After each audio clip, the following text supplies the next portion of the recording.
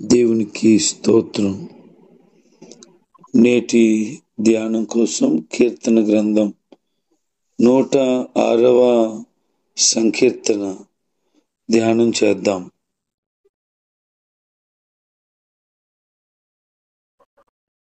కీర్తనకారుడు ఇశ్రాయేలీయుల యొక్క చరిత్రను మళ్ళీ పరిశీలనగా రాసిన కీర్తన. 105వ కీర్తనలో కూడా ఇశ్రాయేలీయుల యొక్క చరిత్ర రాయడం జరిగింది. అది కేవలము దేవుణ్ణి స్తుతిస్తూ ఆయన గణపరుస్తూ ఆయన చేసిన కార్యాల గురించి వివరించాడు భక్తుడు. ఈ 106వ కీర్తన మాత్రం వారు చేసినటువంటి పాపాలు ఒప్పుకోవడం, దేవుడు వారికి ఏం చేశాడో అన్న విషయాలు ఇందులో రాయబడి ఉన్నాయి. చాలా తెలివిగా ఈ కీర్తన రాస్తూ ఉన్నాడు భక్తుడు. ఎందుకంటే దేవుణ్ణి గణపరిచే విషయాలన్నీ ఒక కీర్తనలోను, వారు చేసినటువంటి పాపాలు తిరుగుబాట్లు ఒక కీర్తనలోను రాయడం నిజంగా ఆశ్చర్యము కదండి. ఈరోజు మనము ధ్యానిస్తున్న ఈ కీర్తనలో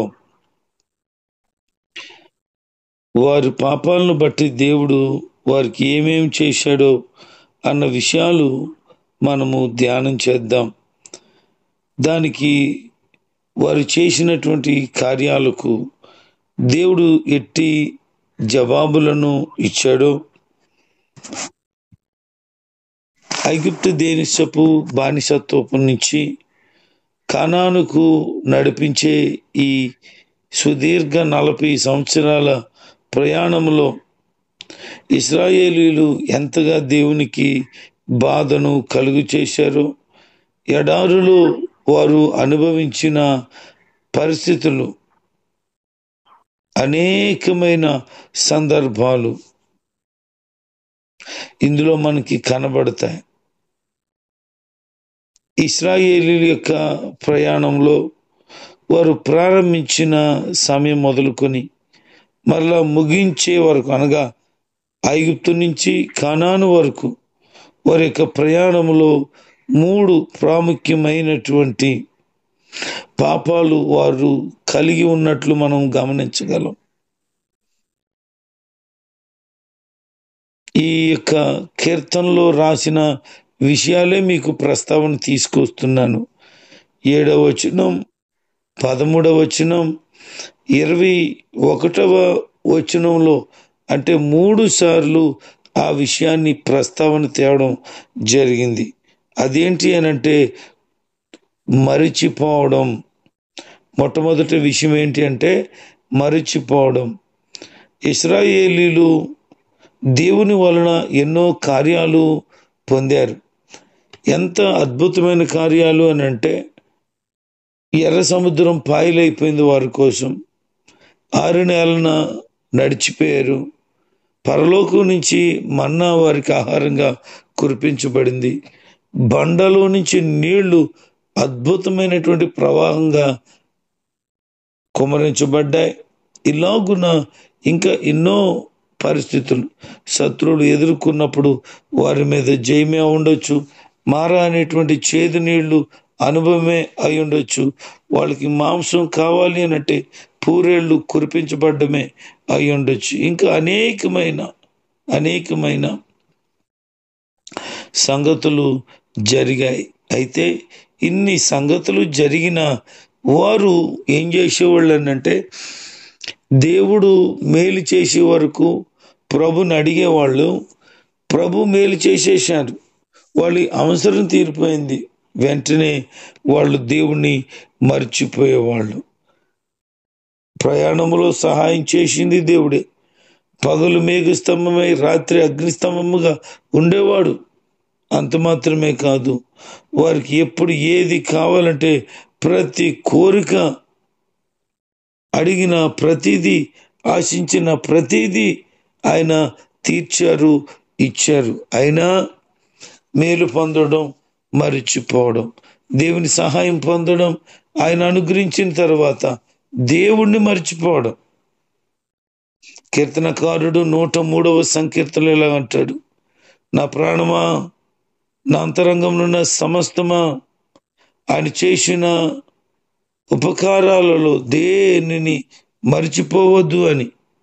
దేన్ని మర్చిపోవద్దు అంటున్నాడు. ఎందుకు అంటే ఎన్నో మేలులు చేశాడే, ఆ చేసిన మేలులను దేన్ని మర్చిపోక ప్రభును స్తుతించు అని చెప్తున్నాడు. మరి ప్రతిదాన్ని గుర్తుపెట్టుకోవాలని చెప్పినటువంటి కీర్తనకారుడు ఇశ్రాయేలు యొక్క జీవితాన్ని వర్ణిస్తూ ఇలాగన్నాడు, వారు మర్చిపోతున్నారు. నిజమే, తరచు వాళ్ళు మర్చిపోయేవాళ్ళు. అందుకే దేవుడు బాధపడుతూ ఉండేవాళ్ళు. అయ్యో, నేను ఎన్ని మేలు చేశాను, ఎన్ని కార్యాలు చేశాను, వీళ్ళేంట్రా మర్చిపోతూనే ఉన్నారు అని. ఈరోజు ఎలా ఉన్నారంటే మేలు చేసే మనుషులను మర్చిపోతున్నారు, దేవుణ్ణే మర్చిపోయారు వీళ్ళు.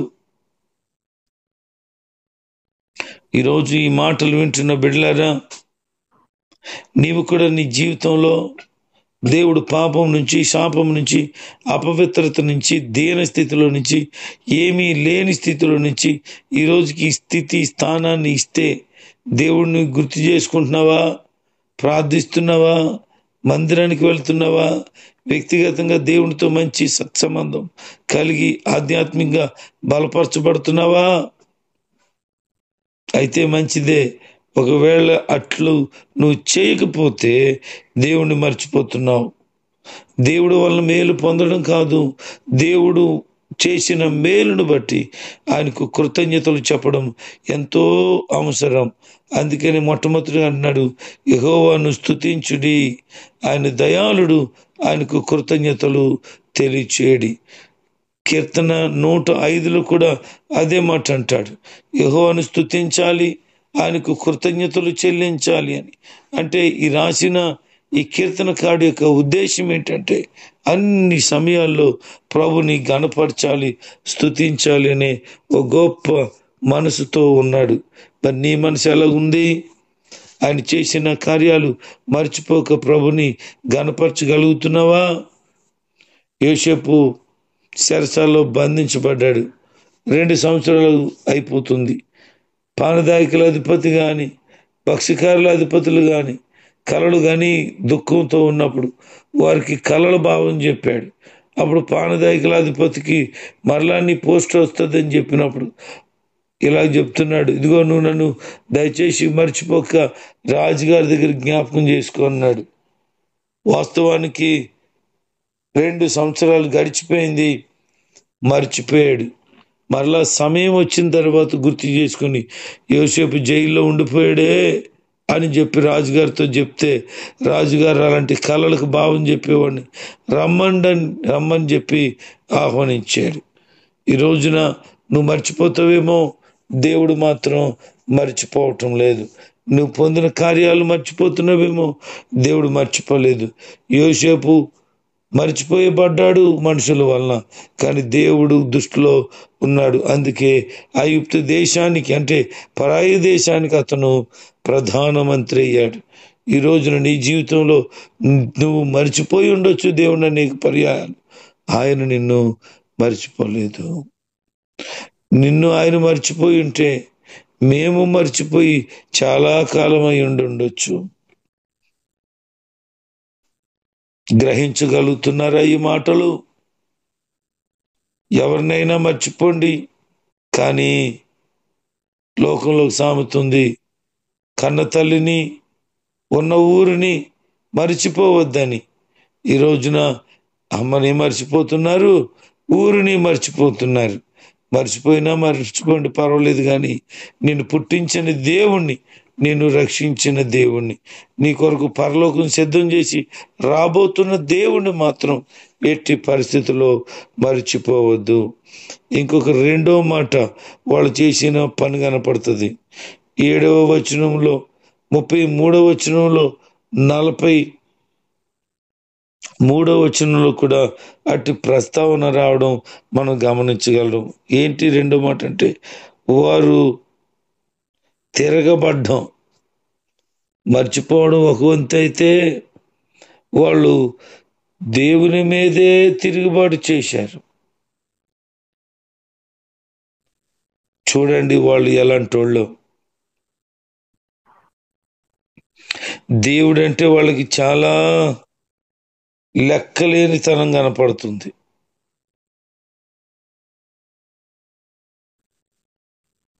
దేవుడి మీదే తిరుగుబాటు చేశారు.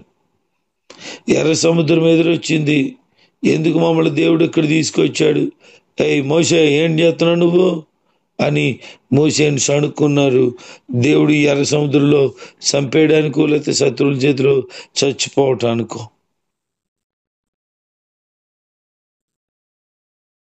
మమ్మల్ని తీసుకొచ్చాడు అనుకున్నారు. అందుకే తిరుగుబాటు చేశారు. వాళ్ళకి మాంసాలు కావలసి వచ్చినప్పుడు దేవుని మీద తిరుగుబాటు చేశారు. దేవుణ్ణి అడగలేదు. ప్రియులారా, ఇది గమనించండి. చాలా మంది మనుషుల మీద తిరగబడడం అలవాటు అయిపోయింది. చివరికి దేవుని మీద కూడా తిరగబడుతున్నారు. నీ తిరుగుబాటు పూర్తిగా తిరుగుబాటు అయిపోద్ది. ఇక తిరిగితే లేకవింకా. ఎందుకంటే నీ జీవితం ఎంత, నీ బతుకెంత, నువ్వెంత ఆయన్ని మర్చిపోయిందే కాకుండా చివరికి దేవుని మీద తిరుగుబాటు చేస్తావా? దేవుడు ఏం మేలు చేశాడు, ఏం కార్యాలు చేశాడని ఆయన మీద తిరగబడతావా?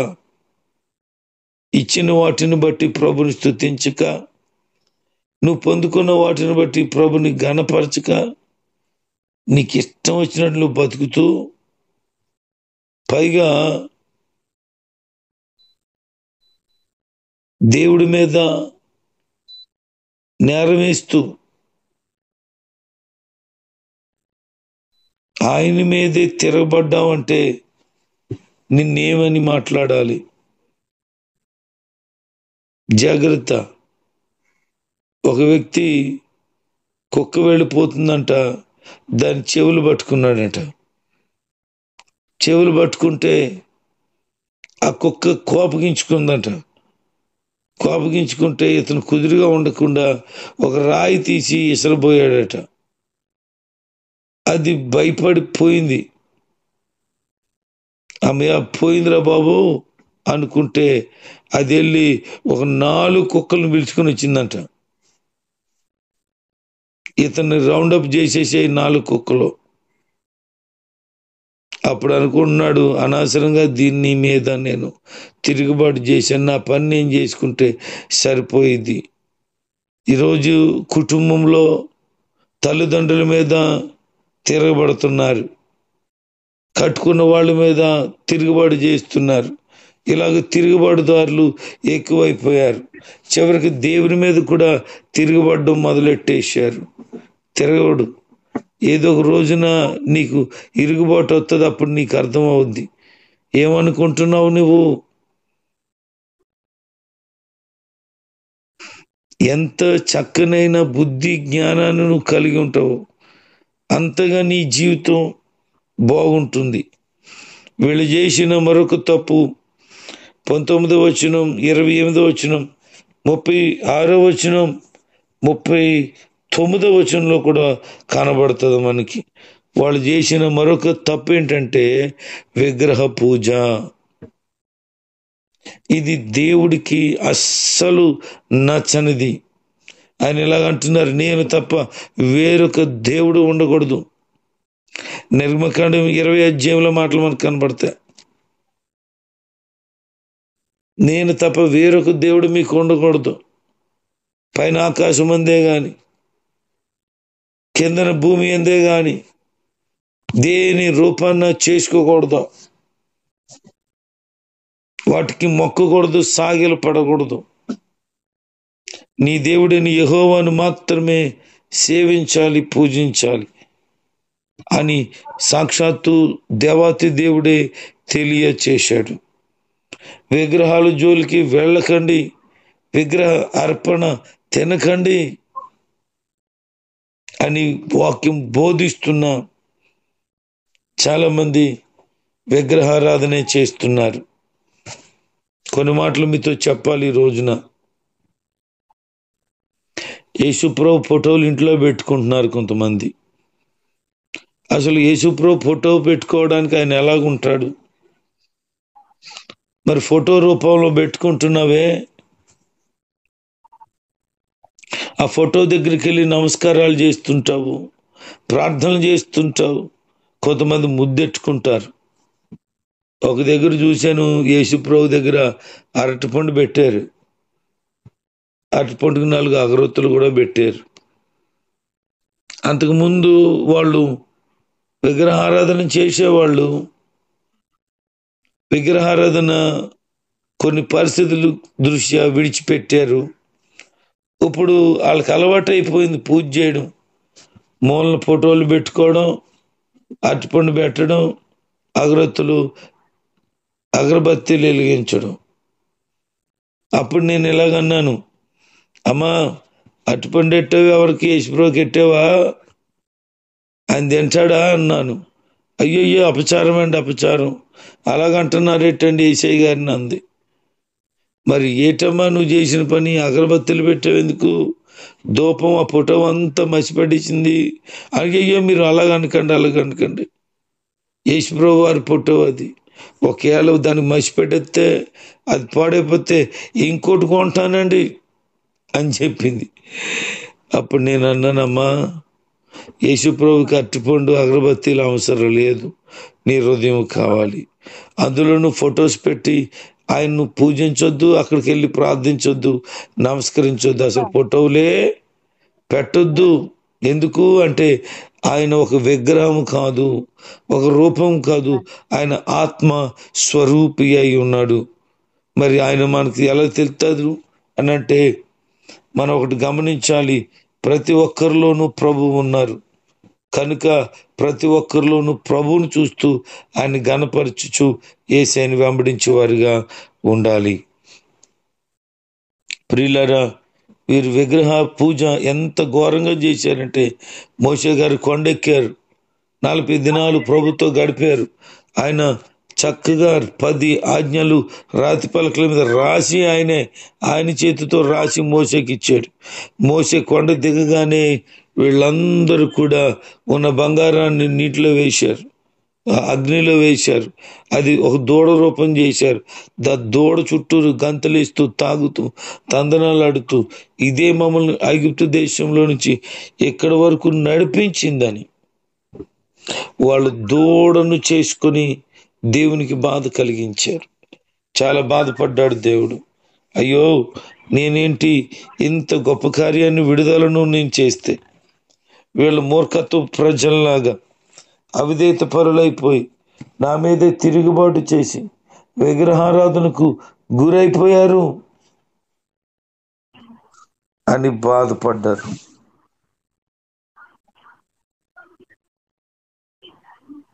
ఈ రోజున దేవుణ్ణి ఆరాధించడం మానేసి ఇతరమైన వాటిని ఆరాధించే వ్యక్తిగా ఉండుంటే జాగ్రత్త. ఈ కీర్తనలో మాట మాటికి కనిపించిన ఈ సందర్భాలు 3. మొదటిది మరిచిపోవడం, రెండోది తిరగబడడం, మూడోది విగ్రహారాధన. ఈ 3 ఎక్కువ సార్లు ప్రస్తావన తెచ్చాడు. నీవు జ్ఞాపకం చేసుకో, దేవుడు పదే పదే నీతో మాట్లాడుతున్నాడు ఒక విషయాన్ని బట్టి అని అంటే దాంట్లో నీకు లోపం ఉంది అని అర్థం. ఇప్పుడు లోపమును సరి చేసుకొని చక్కగా బ్రతకగలిగితే నీ జీవితం ధన్యమైంది. అందుకే లోకాన్ని, లోక సంబంధమైన వాటిని వెంబడించక ప్రభుని వెంబడించు. ఆయన ప్రేమ, ఆయన కనికరము, ఆయన చూపించే వాత్సల్యమును నువ్వు గమనించు. ప్రజలు ధర్మశాస్త్రాన్ని మీరి దేవుని మీద తిరుగుబాటు చేస్తే తప్పక ఒక రోజున శిక్ష అనుభవించవలసి వస్తుంది. దేవుడు కూడా వారిని క్రమశిక్షణలో పెడతాడు, పెట్టకుండా ఉండడు. ఈరోజు గమనించండి, నీ జీవితము దేవునికి ఇష్టంగా ఉందా, దేవునికి అయిష్టంగా ఉందా? విధేయతతో ప్రభువులో సాగుతున్నావా? తిరుగుబాటు స్వభావం నీలో ఏమైనా ఎక్కడైనా ఉందా? నీ జీవితాన్ని ప్రభుకి అప్పగించుకొని ఇటు కార్యాలు నీలో ఉంటే వాటిని విడిచిపెట్టి పరిశుద్ధంగా దేవునికి ఇష్టంగా బ్రతకటానికై ప్రయత్నం చేయి. వారిని 40 సంవత్సరాలు నాయకుడైన మోషే భరించాడు. దేవుడు 40 సంవత్సరాలు భరించాడు. భయంకరంగా విసుగు పుట్టించారు వాళ్ళు. సణుగే, తిని సణుగేవారు, తాగి సణుగేవారు, సమృద్ధిని బట్టి సణుగేవారు. బాబా, దేవుడికి ఎంత ఓపుకుందో వాళ్ళు సణుగులు భరిస్తూనే ఉన్నాడు. ఇంకా అందుకే తట్టుకోలేక 20 సంవత్సరాలు పైబడిన వారిని అరణ్యములో రాలిపోయేటట్లు అనుగ్రహించాడు. ఆ తర్వాత 20 సంవత్సరాల లోపు ఉన్న వాళ్ళతో పాటు యెహోషువ, కాలేబులు విశ్వాసమందు స్థిరులై ఘనమైన కార్యాలు చూడగలిగారు, కానానుకు ప్రవేశించగలిగారు. ఈ రోజున నీవు కూడా నీ జీవితంలో విశ్వాసంలో స్థిరమై బలమై దేవుని వెంబడించు, కడవరకు వెంబడించు. ఎట్టి సమస్యలు, శోధనలు, బాధలు, ఇరుకులు, ఇబ్బందులు వచ్చినా ఎప్పుడు దేవుని చూడగొద్దు, ఎప్పుడు దేవుని ఏమీ అనొద్దు, మరిచిపోవద్దు, విడిచిపెట్టద్దు. అలాగని విగ్రహారాధనకు అస్సలు వెళ్ళవద్దు. దైవ భయము, భక్తిలో నీ జీవితాన్ని ముందుకు సాగించుకోగలిగితే దేవుడు తప్పక నీకు మరింత క్షేమం ఇస్తాడు. ఆయన కృపలో నడిపించబడతావు. దేవుడి మాటలు మన ఇంట్లో దీవించి క్షమాభివృద్ధిని కలుగు చేసి వాక్య ధ్యానంలో మరింతగా నూతన అనుభవాల్లో నడిపించబడుదురుగాక. ఆమేన్.